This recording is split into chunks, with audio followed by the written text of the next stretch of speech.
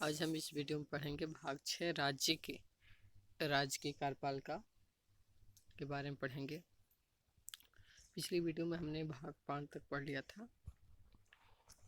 भाग 6 राज्य, इसमें अध्याय फट देखते हैं जिसमें अनुच्छेद 152 किसकी परिभाषा करता है, राज्य की परिभाषा करता है। पहले अध्याय 2 में आता है कार्यपालिका। राज्यपाल राज्य का संवैधानिक प्रावधान होता है और राज्य में उसकी स्थिति वही होती है जो केंद्र में राष्ट्रपति की होती है। वह राज्यपाल दोहरी भूमिका निभाता है। पहला, केंद्र सरकार का प्रतिनिधित्व के रूप में और दूसरा, राज्य का संवैधानिक प्रमुख के रूप में। उत्तर प्रदेश की पूर्व राज्यपाल सरोजिनी नायडू का कथन बिल्कुल उचित प्रतीत होता है कि राज्यपाल सोने के पिंजड़े में बंद चिड़िया मात्र नहीं है, उससे राज्य के प्रशासनिक मामले में प्रमुख भूमिका अदा करने की आशा की जाती है। उल्लेखनीय कि राज्यपाल नियुक्त किया जाता है, निर्वाचित नहीं होता है। राज्यपाल से संबंधित कुछ आर्टिकल है, उसको देख लेते हैं। आर्टिकल 153 में राज्यों के राज्यपाल पद की व्याख्या करती है। अनुच्छेद 154 राज्य की कार्यपालिका शक्ति। अनुच्छेद 155 राज्यपाल की नियुक्ति कैसे होगी। अनुच्छेद 156 राज्यपाल की पदावधि। अनुच्छेद 157 राज्यपाल नियुक्ति होने के लिए अर्हताएं। अनुच्छेद 158 राज्यपाल के पद के लिए शर्तें क्या होंगी। अनुच्छेद 159 राज्यपाल द्वारा शपथ या प्रतिज्ञान। अनुच्छेद 160 कुछ आकस्मिकताओं में राज्यपाल की कृतियों का निर्वहन। अनुच्छेद 161 क्षमा आदि की और कुछ मामलों में दंडादेश के निलंबन, परिहार या लघुकरण की राज्यपाल की शक्ति। राज्यपाल की कार्यपालक शक्ति का विस्तार। अनुच्छेद 162। अब आता है मंत्रिपरिषद। बाद में संसदीय शासन प्रणाली होने के कारण केंद्र की तरह राज्यों में भी मंत्रिपरिषद की स्थापना का प्रावधान है। अनुच्छेद 163 के क्लॉज फर्स्ट में कहा गया है कि जिन बातों में संविधान द्वारा या उसके अधीन राज्यपाल से या उपेक्षा की जाती है कि वह अपना कार्य सुविवेक से करे, उन बातों को छोड़कर राज्यपाल को अपने कार्यों के संचालन एवं सहायता या परामर्श देने के लिए मंत्री परिषद होगी। अनुच्छेद 163 में राज्यपाल को सहायता एवं सलाह देने के लिए क्या होगी, मंत्रिपरिषद होगी। अनुच्छेद 264 मंत्रियों के बारे में अन्य उपबंध संबंधी प्रावधान। बातें हैं राज्य का महाधिवक्ता। अनुच्छेद 165 के अनुसार प्रत्येक राज्य का एक महाधिवक्ता होगा। यह भारत के महान्यायवादी के समान राज्य का अधिकारी होता है जो राज्य सरकार को विधि संबंधी परामर्श देता है। इसकी नियुक्ति राज्यपाल द्वारा की जाती है। वह राज्यपाल के प्रसाद पर्यंत पद धारण करता है। 165 अनुच्छेद में राज्य का महाधिवक्ता पद की व्याख्या की गई है। सरकारी कार्य का संचालन। अनुच्छेद 266 राज्य की सरकार के कार्यों का संचालन। अनुच्छेद 267 राज्यपाल को जानकारी देने के आदि के संबंध में मुख्यमंत्री की कर्तव्य। अब अध्याय 3 में देखते हैं राज्य का विधानमंडल।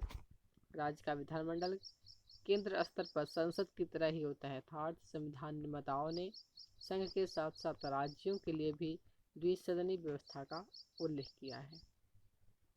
विधानमंडल कैसे बनता है, तो राज्यपाल प्लस विधानसभा जिसे निम्न सदन कहा जाता है और विधान परिषद जिसे उच्च सदन कहा जाता है। जैसे संसद में राष्ट्रपति, लोकसभा और राज्यसभा मिलकर बनती थी, वैसे विधानमंडल में राज्यपाल, विधानसभा, विधान परिषद मिलकर बनती है। किसी राज्य का विधानमंडल राज्यपाल तथा विधानसभा से मिलकर बनेगा, सिवाय उन कुछ राज्यों के जहां विधानसभा तथा विधान परिषद के रूप में 2 सदन हैं। वर्तमान में केवल 6 राज्यों बिहार, उत्तर प्रदेश, महाराष्ट्र, आंध्र प्रदेश, कर्नाटक तथा तेलंगाना में विधान परिषदें हैं। जम्मू कश्मीर पुनर्गठन अधिनियम 2019 के पश्चात जम्मू कश्मीर में विधान परिषद को भंग कर दिया गया है।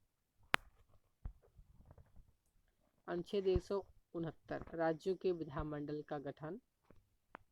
अनुच्छेद 170 में राज्यों में विधान परिषदों का उत्साधन या सृजन। अनुच्छेद 170 में ही विधानसभा की संरचना। अनुच्छेद 171 विधान परिषदों की संरचना कैसे होगी। अनुच्छेद 172 में राज्यों के विधानमंडल की अवधि। अनुच्छेद 173 राज्यों के विधानमंडल की सदस्यता के लिए अर्हता क्या होगी। अनुच्छेद 174 राज्यों के विधानमंडल के सत्रावसान और विघटन संबंधी प्रक्रिया क्या है। अनुच्छेद 175 सदन या सदनों में अभिभाषण का और उनको संदेश भेजने का राज्यपाल का अधिकार। अनुच्छेद 176 राज्यपाल का विशेष अभिभाषण। अनुच्छेद 177 सदनों के बारे में मंत्रियों और महाधिवक्ता के अधिकार। अनुच्छेद 178 विधानसभा का अध्यक्ष और उपाध्यक्ष।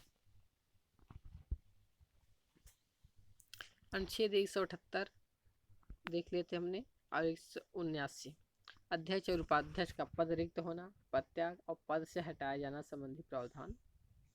अनुच्छेद 180 में दिया है अध्यक्ष के पद के कर्तव्य का पालन करने या अध्यक्ष के रूप में कार्य करने की उपाध्यक्ष या अन्य व्यक्ति की शक्ति।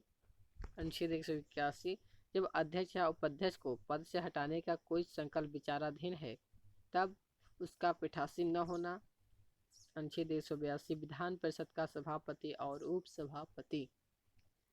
अनुच्छेद 182 सभापति और उपसभापति का पद रिक्त होना, पद त्याग या पद से हटाया जाना। अनुच्छेद 184 सभापति के पद के कर्तव्यों का पालन करने या सभापति के रूप में कार्य करने की उपसभापति या अन्य व्यक्ति की शक्ति। अनुच्छेद 185 जब सभापति या उपसभापति को पद से हटाने का कोई संकल्प विचाराधीन है तब उसका पीठासीन न होना। अनुच्छेद 186 अध्यक्ष, उपाध्यक्ष, सभापति, उपसभापति के वेतन और भत्ते। अनुच्छेद 187 राज्यों के विधानमंडलों का सचिवालय। अब कार्य संचालन को देखते हैं। अनुच्छेद 188 में सदस्यों द्वारा शपथ या प्रतिज्ञान। अनुच्छेद 189 सदनों में मतदान, रिक्तियों के होते हुए भी सदनों की कार्य करने की शक्ति और गणपूर्ति। सदस्यों की निर्भरताएं में अनुच्छेद 190 में स्थानों का रिक्त होना। अनुच्छेद 191 में सदस्यता के लिए निर्भरताएं। अनुच्छेद 192 सदस्यों की निर्भरताओं से संबंधित प्रश्नों का विनिश्चय। अनुच्छेद 193 अनुच्छेद 188 के अधीन शपथ लेने या प्रतिज्ञा करने से पहले या अर्हित न होते हुए भी निर्हित किए जाने पर बैठने और मत देने के लिए शास्त्री। राज्यों के विधानमंडलों और उनके सदस्यों की शक्तियां, विशेषाधिकार और उन्मुक्तियां संबंधी कुछ अनुच्छेद। अनुच्छेद 194 विधानमंडलों के सदनों की तथा उनके सदस्यों और समितियों की शक्तियां, विशेषाधिकार आदि संबंधी प्रावधान। अनुच्छेद 195 सदस्यों के वेतन, विधायी प्रक्रिया। अनुच्छेद 196 विधेयकों के पुनर्स्थापन और पारित किए जाने के संबंध में उपबंध। अनुच्छेद 197 धन विधेयकों से भिन्न विधेयकों के बारे में विधान परिषद की शक्तियों पर निर्बंधन। अनुच्छेद 198 धन विधेयकों के संबंध में विशेष प्रक्रिया। अनुच्छेद 199 धन विधेयक की परिभाषा। अनुच्छेद 200 विधेयकों पर अनुमति। अनुच्छेद 201 कॉक्लॉज फर्स्ट विचार के लिए आरक्षित विषय। वित्तीय विषयों के संबंध में प्रक्रिया संबंधी कुछ अनुच्छेद। अनुच्छेद 202 वार्षिक वित्तीय विवरण। अनुच्छेद 203 विधानमंडलों में प्राक्कल्पनों के संबंध में प्रक्रिया। अनुच्छेद 204 विनियोग विधेयक। अनुच्छेद 205 अनुपूरक अतिरिक्त या अधिक अनुदान। अनुच्छेद 206 लेखानुदान, प्रत्यानुदान और अपवादानुदान। अनुच्छेद 207 विधेयकों के बारे में विशेष उपबंध। साधारणतया प्रक्रिया से संबंधित कुछ अनुच्छेद हैं। अनुच्छेद 208 में प्रक्रिया के नियम। अनुच्छेद 209 राज्य के विधानमंडलों में वित्तीय कार्य संबंधी प्रक्रिया का विधि द्वारा विनियमन। अनुच्छेद 210 विधानमंडलों में प्रयोग की जाने वाली भाषा। अनुच्छेद 211 विधानमंडलों में चर्चा पर निर्बंधन। अनुच्छेद 212 न्यायालयों द्वारा विधानमंडलों की कार्यवाहियों की जांच न किया जाना। अध्याय 4 राज्यपाल की विधायी शक्तियाँ। राज्यपति की तरह राज्यपाल को भी विधायी शक्तियाँ प्राप्त है, किंतु कुछ विषयों के संबंध में अध्यादेश जारी करने के लिए राष्ट्रपति की पूर्व अनुमति आवश्यक होती है। राज्यपाल द्वारा जारी अध्यादेश का वही बल और प्रभाव होता है जो राज्य विधानमंडल द्वारा निर्मित विधि का होता है।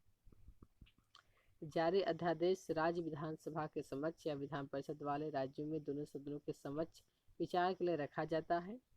विधानमंडल के पुनः समवेत होने के 6 सप्ताह की समाप्ति या इसके पूर्व यदि सदन उनका निरोमोदन कर दे तो अध्यादेश समाप्त हो जाते हैं। राज्यपाल के अध्यादेश जारी करने की शक्तियों के कुख्यात दुरुपयोग को देशी या वधवा बनाम बिहार राज्य 87 SCC 378 में उजागर किया गया था। 1967-1981 के दौरान बिहार के राज्यपाल ने 256 अध्यादेश जारी किए थे। इन सभी को पुनः जारी करने के बनाए रखा गया। अनुच्छेद 213 विधानमंडल के विश्रांति काल में अध्यादेश प्रख्यापित करने की राज्यपाल की शक्ति। अध्याय 5 राज्यों के उच्च न्यायालय। यद्यपि भारत में एकीकृत न्याय प्रणाली अस्तित्व में है, परंतु अमेरिकी न्यायिक व्यवस्था के समान ही भारत में संघीय न्यायालय के अलावा विभिन्न राज्यों की अपनी अलग अलग न्यायपालिका है। भारत में उच्च न्यायालय को सर्वोच्च न्यायालय के देखरेख में रखा गया है। उच्च न्यायालय उच्चतम न्यायालय से नीचे लेकिन अधीनस्थ न्यायालयों के ऊपर कार्य करता है। दूसरे शब्दों में कहें तो राज्य के न्यायिक प्रशासन में उच्च न्यायालय की स्थिति शीर्ष पर होती है। वर्तमान में देश में 25 उच्च न्यायालय हैं, जिसमें से 5 संयुक्त उच्च न्यायालय हैं। संयुक्त उच्च न्यायालयों से तात्पर्य 2 या 2 से अधिक राज्यों के बीच स्थापित सामूहिक न्यायालय से है। केवल दिल्ली एवं जम्मू कश्मीर ऐसे संघ राज्य क्षेत्र हैं जिनका अपना उच्च न्यायालय है। अन्य संघ राज्य क्षेत्र विभिन्न राज्यों के उच्च न्यायालयों के न्यायिक क्षेत्र में आते हैं। इससे संबंधित कुछ अनुच्छेद हैं। अनुच्छेद 214 राज्यों के लिए उच्च न्यायालय। अनुच्छेद 215 उच्च न्यायालयों का अभिलेख न्यायालय के रूप में कार्य करना। अनुच्छेद 216 उच्च न्यायालयों का गठन। अनुच्छेद 217 उच्च न्यायालयों के न्यायाधीश की नियुक्ति या उसके पद की शर्तें। अनुच्छेद 218 उच्चतम न्यायालय से संबंधित उच्च न्यायालयों को लागू होना। अनुच्छेद 219 उच्च न्यायालयों के न्यायाधीशों द्वारा शपथ या प्रतिज्ञान। अनुच्छेद 220 अस्थायी न्यायाधीश रहने के पश्चात विधि व्यवसाय पर निर्बंधन। अनुच्छेद 221 न्यायाधीशों के वेतन आदि। अनुच्छेद 222 किसी न्यायाधीश का एक उच्च न्यायालय दूसरे उच्च न्यायालय में अंतरण। अनुच्छेद 222 कॉकुला जेक्स होगा, कुछ उपबंधों का प्रावधान करता है। अनुच्छेद 223 कार्यकारी मुख्य न्यायमूर्ति की नियुक्ति। अनुच्छेद 224 अपर और कार्यकारी न्यायाधीशों की नियुक्ति। अनुच्छेद 224 का क्लॉज ए उच्च न्यायालयों की बैठकों में सेवानिवृत्त न्यायाधीशों की नियुक्ति। अनुच्छेद 225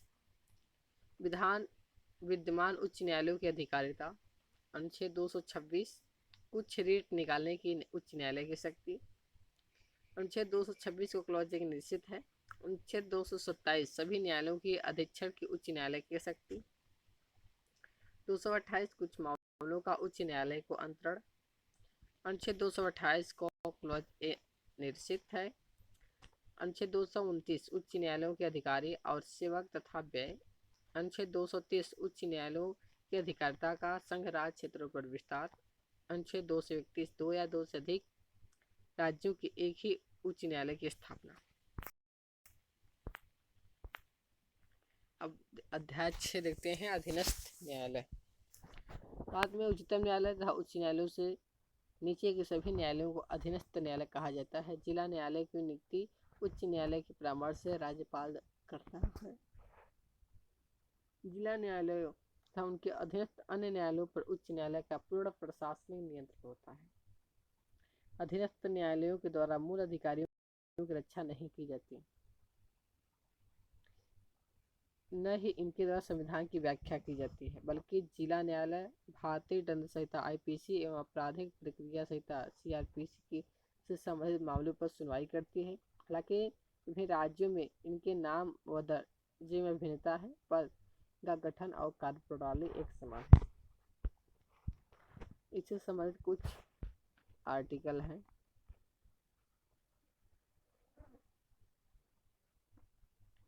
अनुच्छेद 233 जिला न्यायालयों की नियुक्ति। अनुच्छेद 233 का क्लॉज 1 कुछ जिला न्यायाधीशों की नियुक्ति का और उनके द्वारा दिए गए निर्णयों आदि का विद्यमानकरण। अनुच्छेद 234 न्यायिक सेवा में जिला न्यायाधीशों से भिन्न व्यक्तियों की भर्ती। अनुच्छेद 235 अधीनस्थ न्यायालयों पर नियंत्रण। अनुच्छेद 236 निर्वाचन। अनुच्छेद 237 कुछ वर्ग या वर्गों के मजिस्ट्रेट पर इस अध्याय के उपबंधों का लागू होना। भाग 7 पहली अनुसूची के भाग बी के राज्य भाग 7 के अंतर्गत आते हैं। अनुच्छेद 238 था जो कि निश्चित कर दिया गया है। भाग 8 संघ राज्य क्षेत्र।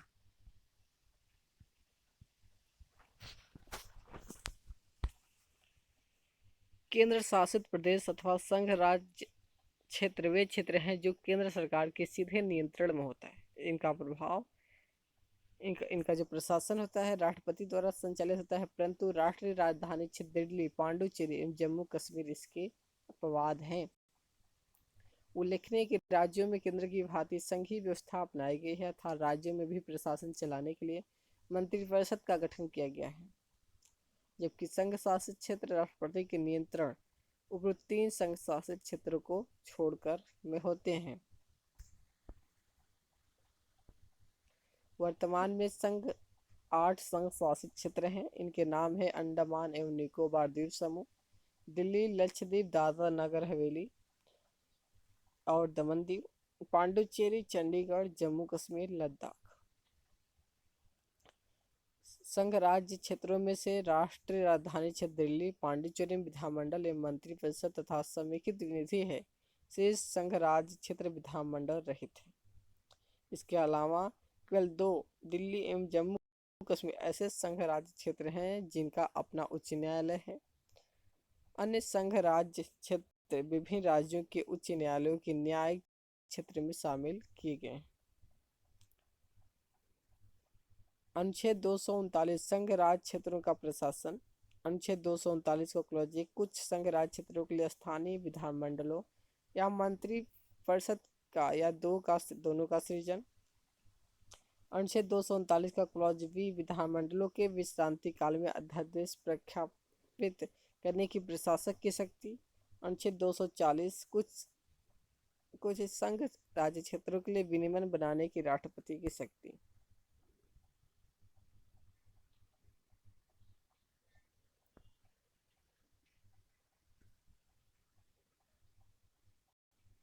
अनुच्छेद 241 संघ राज्य क्षेत्रों के लिए उच्च न्यायालय। अनुच्छेद 242 निश्चित कर दिया गया है।